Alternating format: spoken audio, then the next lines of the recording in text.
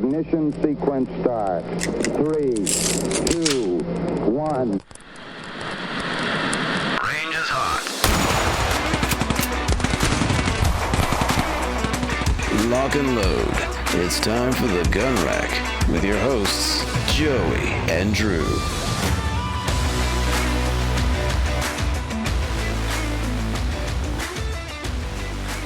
Hello and welcome to the Gun Rack Sonoran Desert Institute School of Firearms Technology's official podcast. I'm Josiah, our host, Tony Joey, and with me we have one Drew Poplin. Blessedly, we have, I don't know if any of the 2 weeks ago episode or 3 weeks ago episode made its way out where I was talking, or if it all got killed. It wasn't great. Yeah, it was so funny because it got everything leading up to the actual meat of the subject. Yeah. And then, Oh, that's wonderful. I love that. so it's like, all right, well, let's go into it. Yeah, that's great. We did record a full episode and then it died. And that's why most people don't record their podcasts on Zoom meetings, but here we are. And then you were out on Summit for a week. What'd you cover when you got back? Did you just kind of review the Summit, or was it something else entirely? So last week I did an episode on the Battle of Blackstock's plantation. Mm-hmm.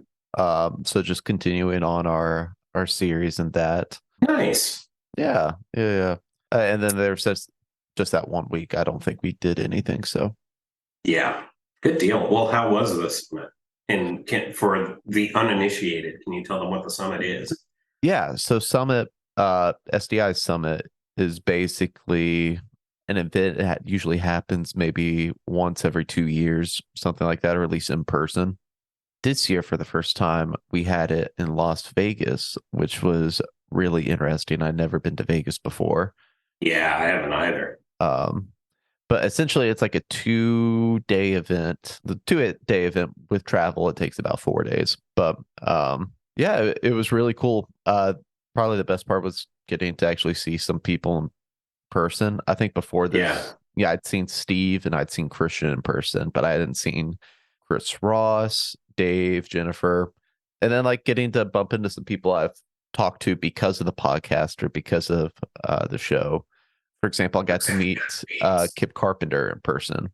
He's the best. Yeah, you missed him killing karaoke though. Do you know how many instruments that dude plays? No. It's literally in the dozens. He is so musically inclined and talented. I miss him a lot. Man, I miss Kip. I hadn't thought about him in a minute. Well, he said he hoped you, I talked to him. He said he hoped you were doing well. Yay. Yeah.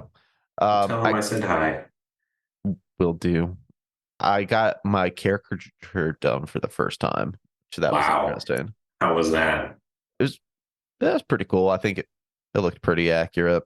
Yeah. Although I looked a little bit like an Ewok, but that's just kind of you. You know. Yeah. Well, especially the way my hair was, like I had it back and it got poofy, so then it just looked like a little floof. Yeah. But I got it done by Mr. Stephen Butts, that's Butz, who was actually a painter on the Batman the Animated Series. Wow. What an odd claim to fame, but I'm here for it. That's delightful. Well, I love that show. He did Mask of the Phantasm 2, Sub-Zero. Really good movies. But yeah, it was a good experience. And then me and my wife spent a couple extra days over the weekend just taking in Vegas, walking the Strip, walking Fremont Street. Did you make your way through some casinos? I mean, we walked through plenty. Just, yeah, I don't know. It's not really my thing because I'm too conservative with my money. Like I think I told you when I went to New Orleans on my honeymoon, we were near a casino, and I put in about $5 into a slot machine, won $6.50, and just immediately cashed out. I'm like, okay, yeah. Well, I won. I'm out. Got to go out on top. So, what about you? What's been going on with you the last couple of weeks? Well, I am in marketing for a museum which runs on not too dissimilar a schedule to a tourist attraction in a lot of ways. And that is perhaps probably the most relevant in a holiday context. So Christmas for me started about 3 weeks ago now. So it has been very, very busy over here. Fortunately, I'm doing it with people that I like, and getting to have your own department is both stressful and freeing, because on one hand, you are directly responsible for all of the efforts that are taking place. On the other hand, you have the freedom to pursue those objectives however you feel makes the most sense. And yeah, it's been stressful. It's been a wild ride. I've not run a marketing department solo before, so it's all new, but we're having a good time. I'm actually headed, we can do an episode on it maybe next week or the week after. I've got a combat handgun shooting class coming up on Sunday, which I'm pretty excited about. I have no idea what they mean by that, to be honest with you, but if it does anything at all to make me any better at shooting with a handgun, I'll take it. So yeah. Also, before we miss it, happy birthday, U.S. Navy. You are so old today. 248. Or not today. Yeah. That's not today, is it? Or is it just this week? No, it's October 13th. October 13th, son of a gun. Well, happy birthday, U.S. Navy. All right. It's hot takes time. We're getting into the rhythm of that. You have one already prepped, and I have one in my head ready to go. But why don't you hit them with yours first? Sure. This might not be a hot take, but my hot take this week is, amongst all the fast food restaurants, for the money, the best deal, but for the money and for the, I guess, taste and just all the overall factors, I think Little Caesars is the best fast food restaurant. That hurts a little bit. I ain't gonna lie to you. Well, don't get me wrong. I love Bojangles. I love me some Cookout. But as many of you guys know, fast food restaurants all around the U.S. have just kind of collectively decided that they want to be priced closer to what, say, an Applebee's was 5 years ago. Yep. Yeah, it's like $10 to $12 now, which is baffling. So in this day and age, when you can get a whole pizza for like $6, yeah, $6-7, and it's tasty, maybe it is not even a little bit, but it will keep you alive for one more day. Little Caesars hot and ready pizza is worse than like pizza you get at the grocery store. I totally disagree. Their Detroit style pizza kind of can go hard, so that I've got. But yeah, well, I always have Little Caesars is pretty rough. I mean, I always have a soft spot in my heart for Little Caesars anyway, just because they did keep me alive for about 2 or 3 years. So yes, that is absolutely true. Yeah. All right. So what about you, Joey? How are you going to anger people today? My hot take: Halloween is a garbage holiday, and it's baffling that people celebrate it. Any elaboration on that, or just going to throw that into the ether? I mean, I will throw that into the ether. That's like, I don't even think that's a hot take. I think it's insane. It's for a country that has a tendency to carry kind of a Western European Judeo-Christian value system. And I'm aware that's not everyone, but I am going to say that's the prevalent subculture in the United States. For that group of people to celebrate a day of death is the weirdest thing I can possibly imagine. And yeah, I don't know. There is nothing appealing about it on any level to me. You can't drive because the roads have become a wasteland for people that have drank too much and made bad choices. When I was a kid, we had to bring our cats in because who knows what neighbors were going to do to them. I don't know. There's just nothing going on for that thing that makes me happy on any level. Well, in the spirit of things, Halloween is my favorite holiday. Yeah. Just because I like to dress up and I like spooky things. So yeah. I mean, I will bust down throughout the month of October with some spooky movies. We're here for that. Fall of the House of Usher just popped out on Netflix. How is it? I have not seen it yet. Fall the House of Usher is my favorite short story of all time. And they're definitely putting like a hot take on it. So like that part I find a little annoying, but I also have been texted by a couple of people who told me it's the best thing that director's ever done. And that's the same guy who did like Haunting of Hill House. He is no slouch. So I'm definitely going to watch it and see what he's got going on. Well, sweet. Sweet. I'll have to check it out. Joey, I think you know this. I did when I graduated with my degree in theater, my capstone project was I wrote and acted in basically it was a script I made about Edgar Allan Poe, and like it involved a couple of his different stories and stuff. So I'll definitely have to check that out. It seems right up my lane.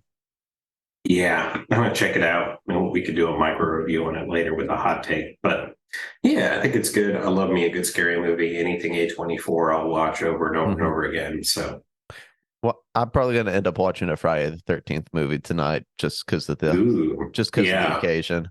As it's October and we get a Friday the 13th. It's pretty rare. Cool. Okay. Well, before we get into the meat of our topic today, you want to talk about SDI? Sure. So, Sonoran Desert Institute, otherwise known as SDI, is an online school that helps students learn the skills and techniques they'll need to be successful in the firearms and unmanned technology industries. SDI is accredited by the DEAC, that's the Distance Education Accrediting Commission. And currently, we at SDI offer 2 programs in firearms technology. We are a firearms podcast, so what 2 programs do we offer in firearms technology? Well, we offer the Associate of Science in Firearms Technology and the Certificate in Firearms Technology Gunsmithing. If you want to find out more about those programs and just more about SDI in general, our website is the best place for that. For more info, you can head over to www.sdi.edu, and there's just a bevy of resources there for you to learn more about this awesome school. All right. So we've got that. SDI is an awesome place to check out. I think I saw a recent post, not in the firearms world, but in unmanned technology, that there was some drone expo that folks got into. That seemed kind of cool. So I do miss the really, really fun field trips you can get into when you work with SDI. Yeah. I think that was at wherever Grand Canyon University is. Yeah. Okay. Yeah, that's super fun. And I think that's very close to where SDI is headquartered out in Tempe. So that is awesome. Now let's get into the meat of what we're talking about today. It is the beginning of hunting season, or we're looking at it. I think bow and arrow for most places comes a bit beforehand, as well as black powder, and then we get into rifles. But today we're going to talk about hunting with 7.62 by 39 as a cartridge, and whether that's viable. If it is viable, what do you like? How do you set that up in a way that's going to be successful? What platforms do you want to be using, et cetera, et cetera? We've talked about this particular cartridge within a hunting context before. It's just been a minute, and it was part of a larger conversation. So I thought we'd narrow down on this and have a little talk about it. So Drew, what do you know about the 7.62 Soviet round? So not much. I know that it was originally developed for like the AK pattern rifles back in the day, and that they are commonly used nowadays in whitetail deer hunting. But apart from that, it's a bit of a blind spot for me. So, Joey, I'm ready for you to educate me. Okay, so 7.62 by 39 is the round that I've used for hunting for the past 6 years, I think. It is originally from the Soviet Union, sorry for the pause there, and it was developed initially for the SKS and AK pattern rifles. It is essentially an intermediate round with an effective range that is debated by a lot of people, but about 300 yards. We're going to get into that in a minute. And it was made to bridge the gap between submachine guns and something like the Mosin, which the SKS briefly replaced, and then the AK-47 totally replaced shortly thereafter. 7.62 by 39 is a is not a flat shooting round. It is actually, I've had some difficulty in the past trying to zero with a lot of precision, because a lot of people will hit something, they'll have zero, and then you walk it back to the distance you're trying to zero to. So if you go to 50 yards and you hit zero, you back up and then you kind of work your way from there. That is hard to do with 7.62 by 39 because your altitudes could be totally wrong. So that's kind of a trick to it. And because it's something that's not very flat shooting, the effective range of the cartridge is limited. It's a nice healthy size for whitetail hunting. The cartridge was developed to defeat man-sized targets, and whitetail do count as man-sized targets. All the big ones do anyway. And it is going to be a meatier cartridge, at least in terms of the projectile, than like a 270 or a 243, both of which are very, very common and well-liked hunting rounds. Ballistically, 7.62 by 39 is going to be extremely similar to 30-30, which was like the hunting cartridge there for a little while, and not super dissimilar to 300 Blackout, although the parallels are not quite as strong. And so for this round, we know, because it was designed to defend countries and or take human life, that it is capable of being effective in taking down targets at a certain amount of range. So what we have to do past that is make sure that there's nothing in particular with a deer that would disrupt that, and then figure out what range to which it could be effective. And by effective in this case, what I'm going to mean, if you hear me referring to that, is capable of delivering a shot that will be fatal with a minimal wait time if it is delivered accurately. So I mean, I'm not talking about getting around into a deer and then the deer being wounded and then eventually bleeding out. If you're a good marksman and you're on target, the deer will drop, right? You're taking your right shot. That's what we're talking about here. We've talked about the effectiveness of the range of this cartridge before. I have a different perspective on it now than I did recently, because I did some testing finally by myself on it and have some of my own opinions, which is kind of fun. Most people would say, I would say most uninitiated folks would say that using an AK style rifle is going to be ineffective because the spread of rounds at 100 yards is about the size of your hand. I would disagree with that pretty emphatically. That might be the case if you're using a bottom shelf AK rifle and no optic to help you. If you're using the sight radius that is super limited because it's at the front of your receiver, or really at the back of your barrel and then your front, so you've got a very minimal sight radius and therefore almost an infinitesimal margin of error, yeah, you might have some trouble. And if you're using really cheap ammo, yeah, you might have some trouble. But it doesn't have to be that way, and you don't even have to use an AK style rifle to make use of your 7.62 by 39 or optimize its performance. So I have currently 2 rifles that make use of the 7.62 by 39 cartridge. I've had another one in the past that I really, really liked. And then I had a Wasser 10, which is an AK pattern rifle that George, who sometimes comes on the show, really, really likes. I had an SKS pattern rifle for quite some time. I think it was Marinko. And that did just fine with iron sights out to about 200 yards on an 8-inch plate, which is a pretty good bellwether for effective range. You'd like to be tighter than 8 inches, but if you can do that, your odds of making an effective kill are pretty solid. So if you iron sight your way with an SKS, you can certainly shoot better than I can, but I think 200 yards as a range is going to be fairly functional. So if you live out in, Arizona, where there is no cover unless you get into the, up near Flagstaff and that kind of thing, maybe not quite so much. If you live out in the east, where a lot of whitetail hunters do, especially if you're where I am, right? I'm in North Carolina. There's very heavy woods. We live in a foothills region, so there's a lot of incline as well. Most of my shots, the longest shot I've ever taken was about 275 yards, and that was considered absolutely extreme. And I didn't even do that with a 7.62 by 39. Most of your shots are going to be right around the 150 yards and in range. That's kind of rough. But so within that context, you absolutely can use an SKS pattern rifle and a 7.62 by 39 cartridge for effective hunting.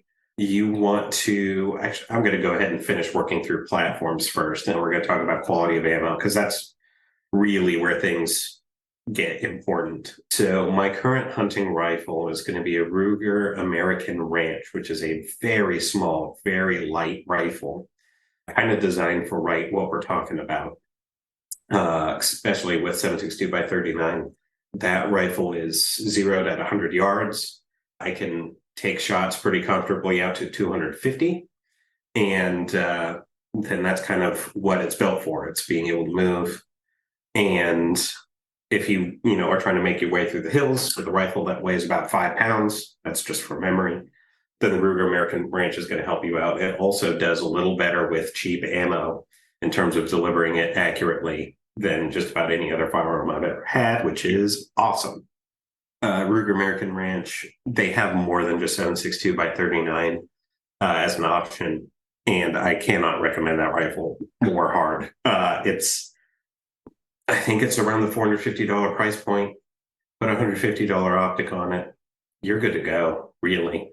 That's going to be, if you're limiting yourself to whitetail and then maybe hog, you're in pretty good shape at that point. I probably wouldn't want to try to test it against black bear unless you have to. But otherwise, most of your most of your big game that's shy of something truly massive, I probably wouldn't push it against an elk or something like that. You're going to be okay with. The Ruger American Ranch is probably going to be the best answer to that question. What platform is this cartridge functional with? The other one I'll throw out there, it's kind of very overpriced for a hunting rifle if you're just going to use it for hunting, but no one is buying this rifle just for hunting. And that is the Galil Ace, which I talk about every chance I can. I did some shooting with it either last month or the month before. I had my Galil Ace. It's a first gen. They have a second gen out now, and I recommend that one more than I do the first gen. They ironed out a lot of kinks, even though the first one's great. And I have a 4x optic, primary arms, ACSS reticle. And I was shooting steel case ammo, tool ammo out of that thing. And I think I shot some Barnall too.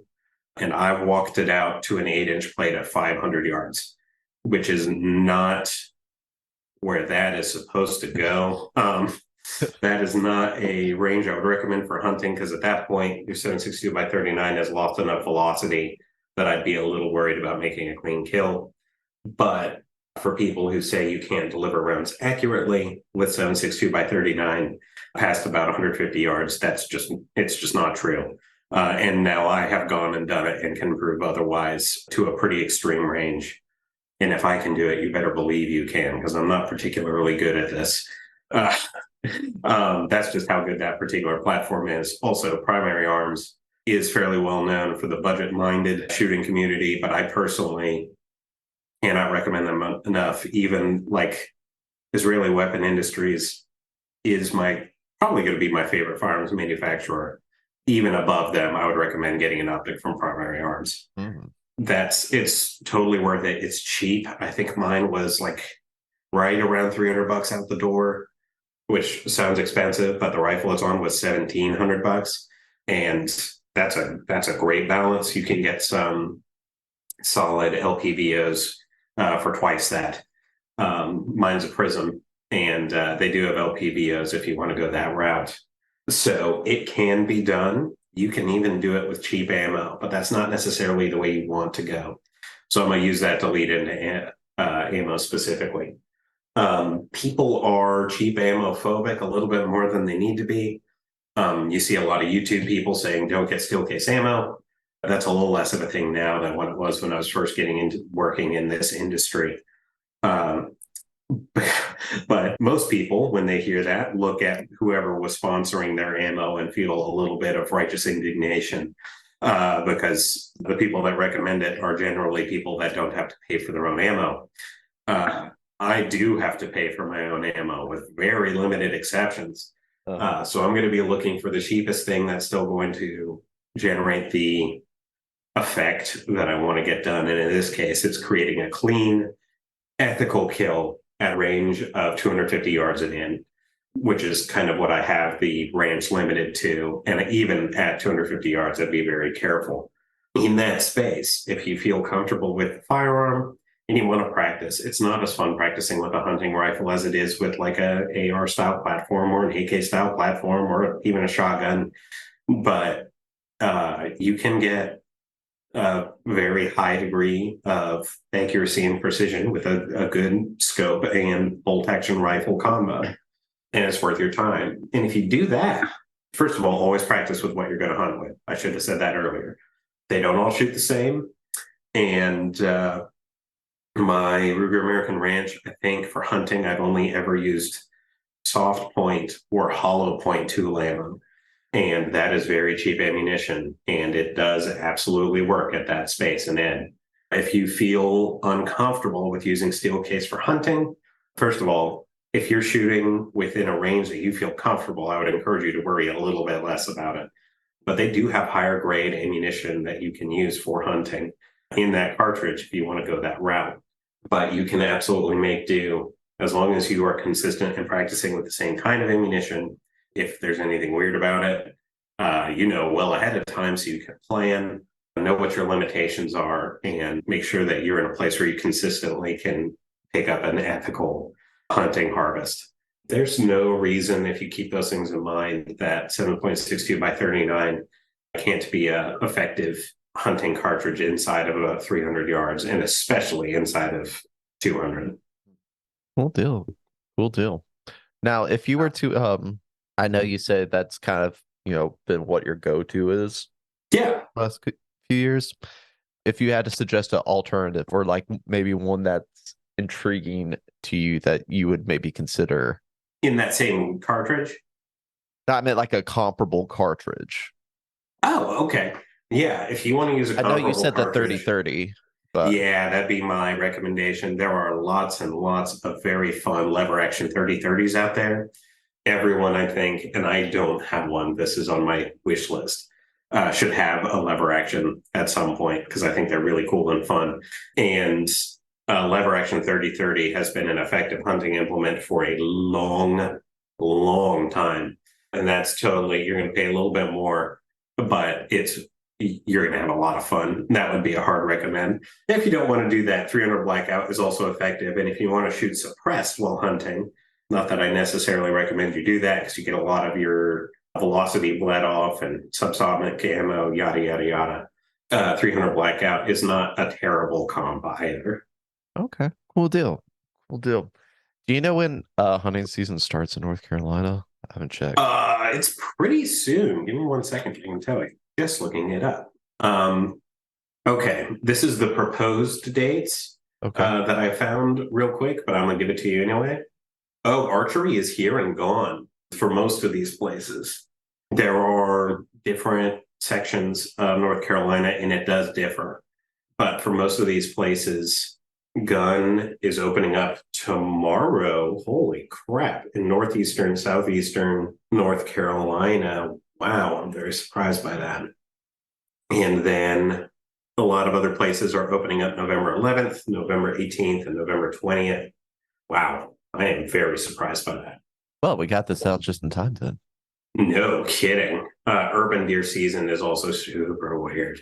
But I won't get into that. That would be a fun. That would actually, yeah. We'll add that on the to-do list because that's fun. But yeah, that's what I've got at the moment. I'm going to tell you right now, please do your own research on that. Don't hold me accountable. That's just what I found on a very quick Google search. But hunting, I think, is an underappreciated sport, not because it's cool to go trophy hunting necessarily. Nothing wrong with that, I don't think. But because you're harvesting and consuming a deer that you have taken is significantly more ethical than ordering a hamburger at McDonald's. And a lot of people think of hunting as this barbaric thing. It is like you're harvesting animals that have lived full lives most of the time. You hope so, and have lived free, and that's a big deal. So yes, if you're not a hunter, cannot recommend more that you go out there and give it a shot. No pun intended. One last question, if that's cool. So you talked about with a 7.62 by 39 that you called it sort of an intermediate, or for like, you know, medium sized game. Say you were more into like squirrel hunting, or like, you know, like you have pheasants or something. Would you say that it's maybe a I mean, if you use cartridge?